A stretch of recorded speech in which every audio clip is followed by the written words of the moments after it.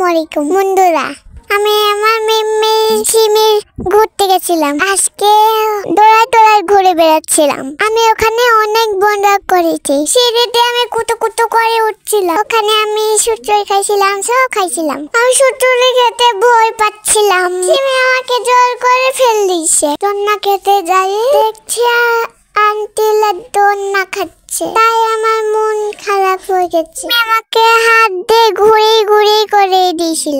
আমি অনেক খুশি হয়ে গেছি। আমি দোলনায়ও খাইছিলাম।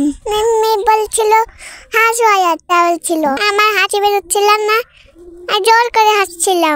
সিমি আমাকে হলো পেয়ারা কাটে নিয়ে গেছিল। তারপর আমি পিঠা খাতে গেছিলাম। পিঠাগুলো অনেক মজা ছিল। আমি 2টা পিঠা খাইছিলাম টেস্টি করে। ঘোরাঘুরি শেষ করে আমি বাসায় চলে আসছি। আজকে আমি অনেক মজা করেছি আমার সিমির সাথে।